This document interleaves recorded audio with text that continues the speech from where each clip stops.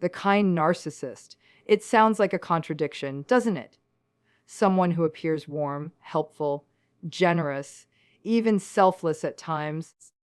And yet, under the surface, there's a current that feels different. Many people get drawn in by this version of narcissism because it doesn't look like what we expect.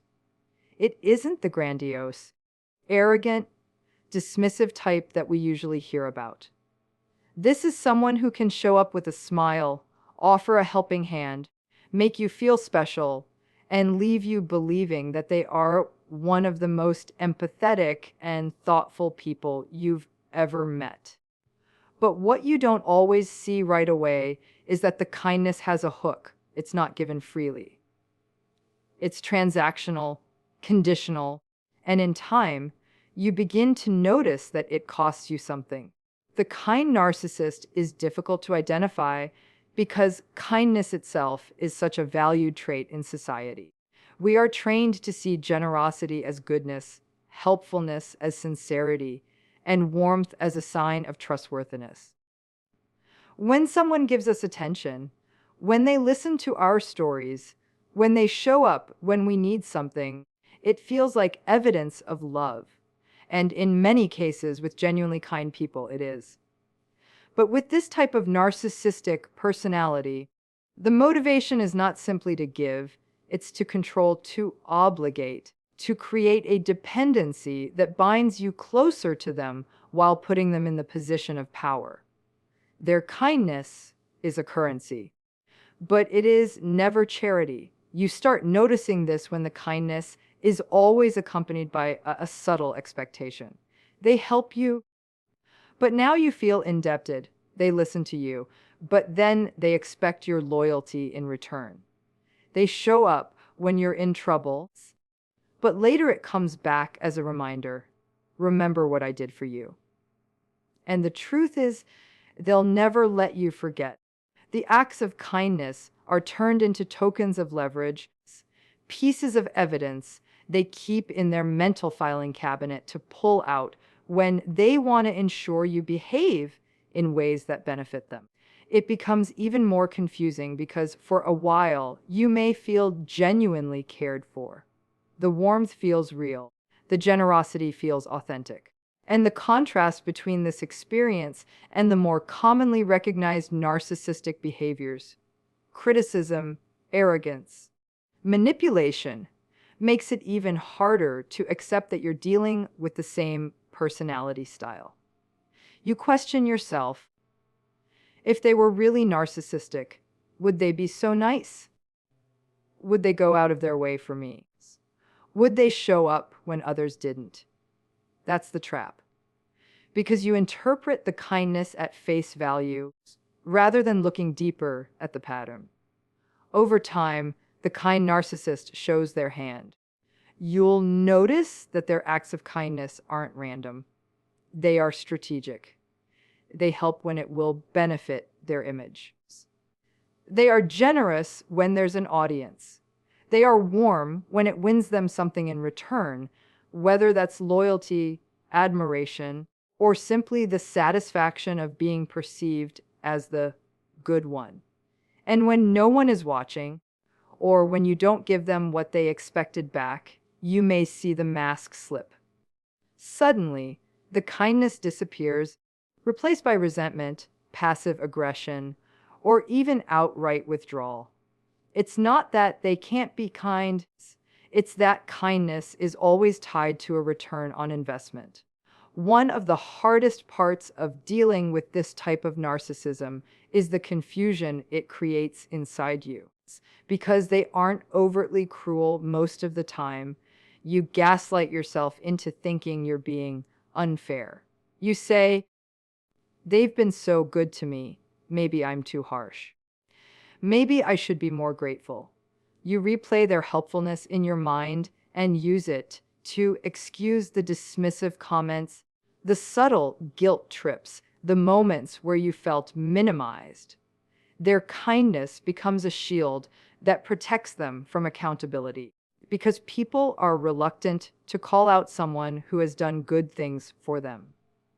This plays out in families, in friendships, in workplaces, and in intimate relationships. The kind narcissist is often the person everyone points to as the helpful one. In a family, they may be the sibling who shows up with food when someone is sick, but then uses that act to control decision making later. In a workplace, they may be the colleague who covers a shift, but then holds it over you as proof that you owe them. In friendships, they are the ones who always do more, but make you feel guilty for never measuring up. And in romantic relationships, they can be incredibly disarming because who doesn't want a partner who seems kind? Yet over time, you realize that their kindness was more about how they wanted to be perceived than about what you truly needed. When you start to question this dynamic, you may face resistance, not only from them, but from others around you. People may say, but they're so nice. How could you say that about them? That's part of the insidious nature of this pattern. Their kindness creates a reputation, a narrative that works as their camouflage. So when you begin to recognize the manipulation hidden within it, you may feel even more isolated because others can't see what you see. This isolation can make you doubt yourself even more. You may feel guilty for even having negative feelings towards someone who seems to do so much for you. And guilt is one of the most powerful tools the kind narcissist uses. By constantly reminding you of their helpfulness, they keep you tethered to them through obligation rather than authentic connection. Another layer of complexity is that sometimes their kindness feels like love. And in a world where many of us are desperate to feel valued, cared for, or supported, it's very hard to let go of something that looks like kindness, even if it feels conditional. The danger lies in how much of yourself you begin to sacrifice in order to keep that kindness flowing. You may find yourself saying yes when you want to say no.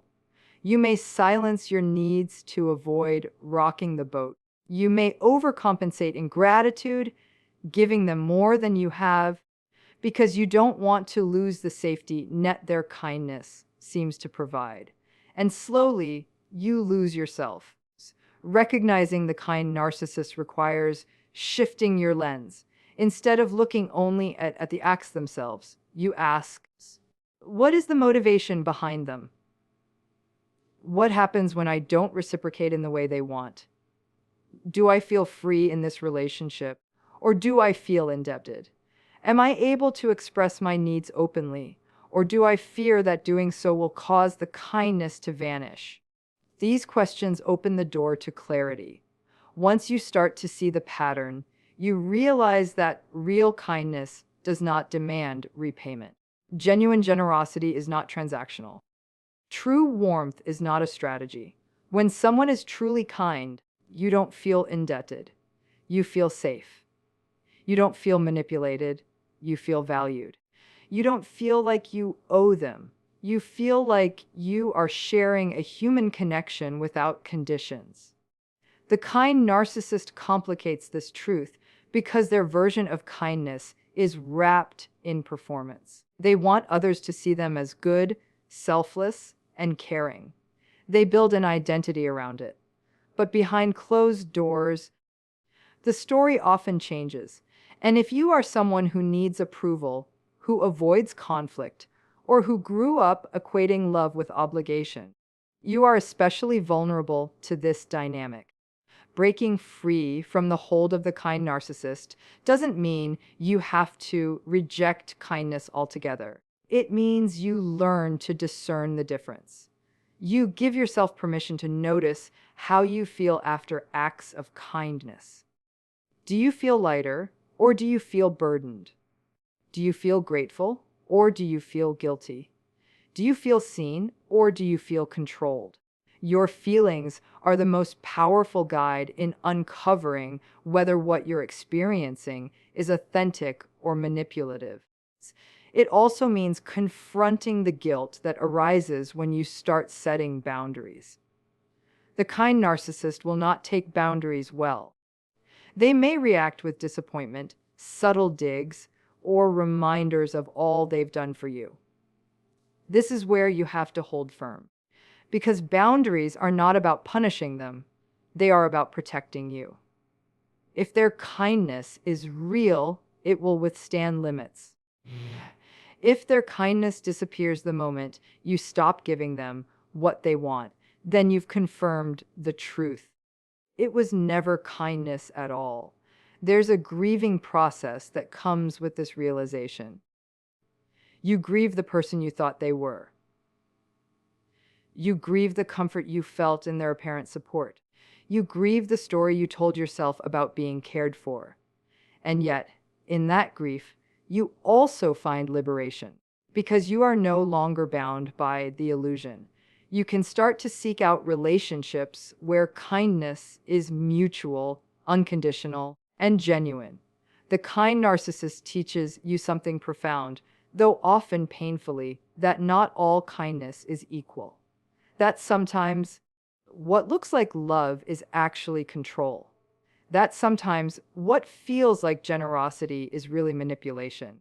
And that your worth is not measured by how grateful you are to someone who uses kindness as a weapon.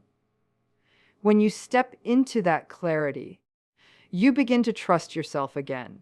You stop second guessing your instincts. You learn that it's okay to say no, even to someone who has done good things for you. You learn that real kindness doesn't require you to sacrifice your peace. And most importantly, you realize that you deserve relationships where kindness is not a performance, but a way of being. This shift doesn't happen overnight. It takes time to untangle the web of obligation, to dismantle the guilt, to reclaim your sense of autonomy. But as you do, you open space for something far better, for authentic connection, for mutual respect, for relationships that uplift rather than bind. And in that space, you rediscover the truest kindness of all.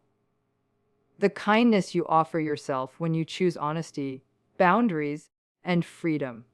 The kind narcissist often presents themselves as the most caring person in the room. They are quick to offer help, to volunteer their time, to step in when you're struggling. At first, this feels like a blessing. You may even find yourself thinking, finally, someone who truly cares. But the reality is that their kindness often comes with an invisible string attached. Their acts of generosity are rarely about you. They are about what they will get in return, whether that's your loyalty, your silence, your admiration, or your indebtedness. This is why it feels like kindness with a hook. You might not notice it right away, but eventually you'll start to sense that every gesture, every favor, every kind word has an unspoken cost. This cost may come in the form of reminders. They will bring up the things they did for you, not once, but repeatedly, making sure you never forget how much you owe them. They may say things like, "After all I've done for you," or "Remember when I helped you." These comments are not innocent. They are designed to reinforce your debt. Sometimes it's more subtle. You may notice their kindness only shows up when others are watching, as if they are curating a reputation rather than actually being present for you. Their helpfulness is often a performance, carefully orchestrated to create the image of being the good one, the dependable one, the selfless one. What complicates this is that the kindness can feel very real in the moment. They may bring you food when you're sick, help you solve a problem, or listen to you when you're hurting. And in those moments, you feel cared for. But the difference is revealed when you don't respond in the way they expect. If you don't repay them with loyalty, attention, or constant gratitude, you may notice their warmth evaporate.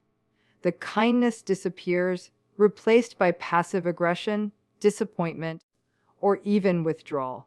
That is the giveaway, because genuine kindness does not keep score. When you're dealing with this dynamic, it starts to weigh on you. Instead of feeling supported by their kindness, you begin to feel controlled by it. You find yourself saying yes to things you don't want to do, just to avoid disappointing them. You start overcompensating with gratitude, as if you can never thank them enough. And all of this keeps you tethered to them, not by love, but by obligation. This is why their kindness is not a gift, but a transaction. It is offered with the expectation of return, and the moment you stop paying the price, you realize the kindness was never free in the first place. The confusion that comes with the kind narcissist is one of the most disorienting parts of the experience. Because their behavior looks like generosity, you find yourself questioning your own instincts. When they step in to help, when they listen to your struggles, when they show up in ways others might not, it creates a narrative in your mind that they must truly care. So when something feels off, when a subtle comment stings, or when their kindness comes back later as a guilt trip, you hesitate to trust yourself. You think, maybe I'm being unfair. Maybe I'm overreacting. That self-doubt is exactly what keeps you caught in the cycle. The guilt that follows becomes a powerful tool of control. Every time you try to acknowledge the manipulation or the conditional nature of their kindness, you remember the times they rescued you or went out of their way for you.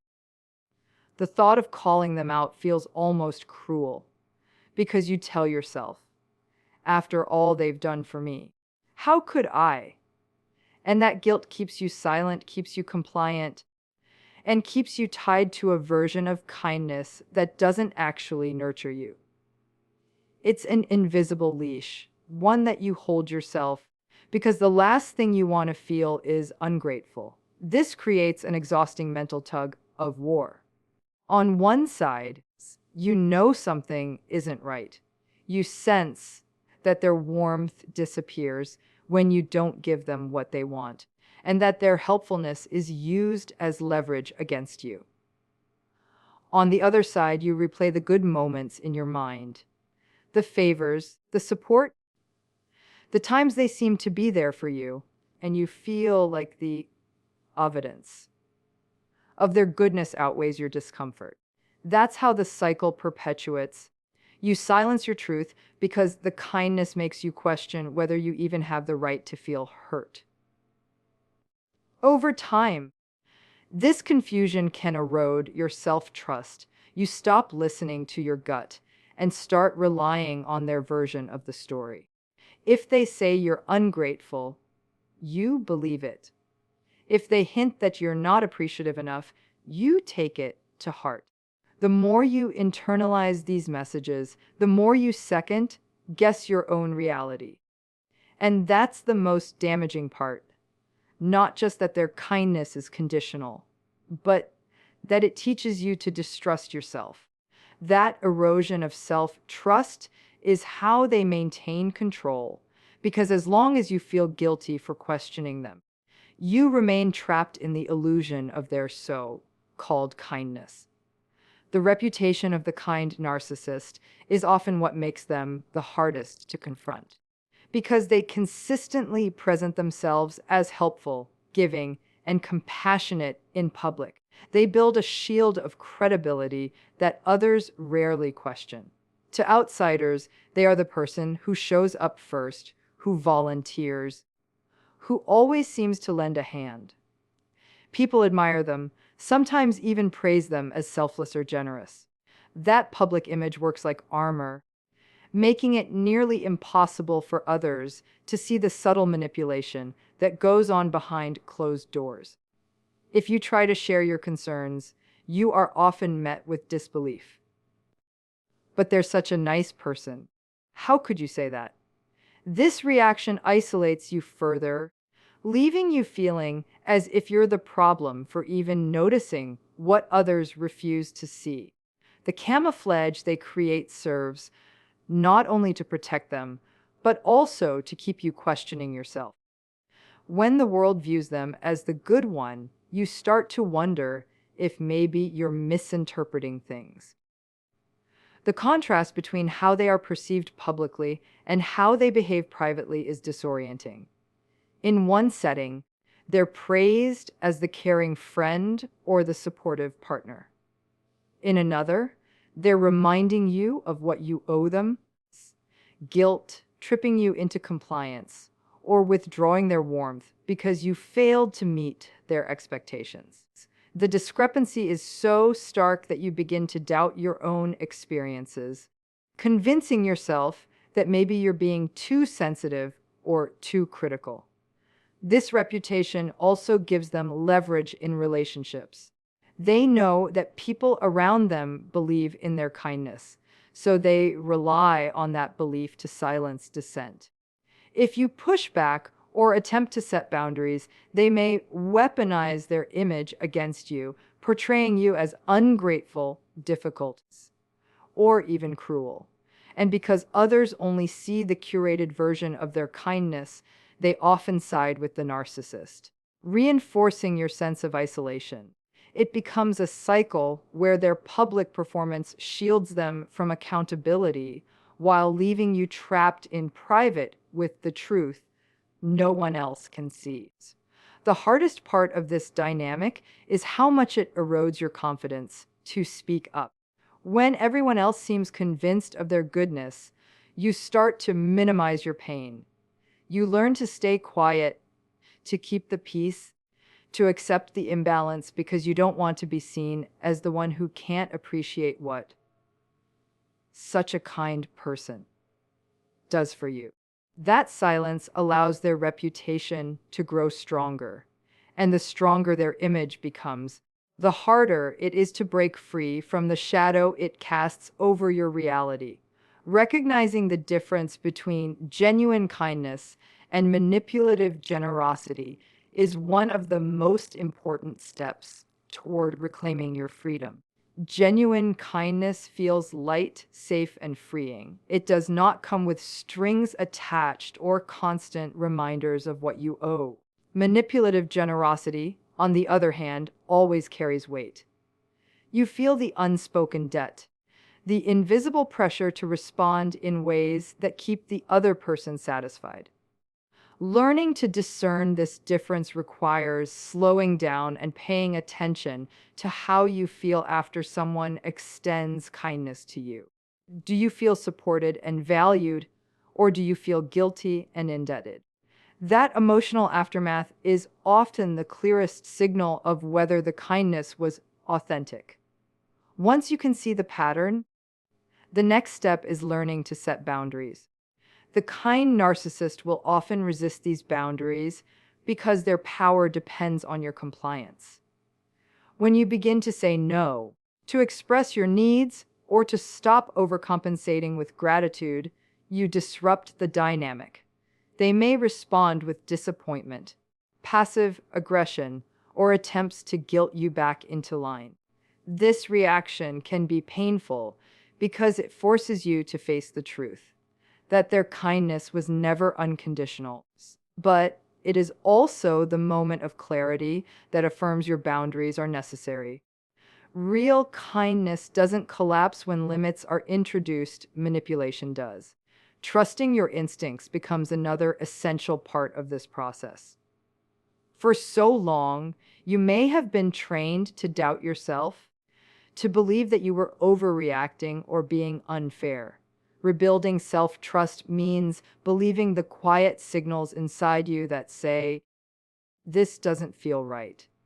It means honoring your discomfort instead of rationalizing it away. That inner compass is what will guide you toward healthier relationships where you don't have to carry the constant weight of obligation disguised as care. Part of this journey also involves grieving.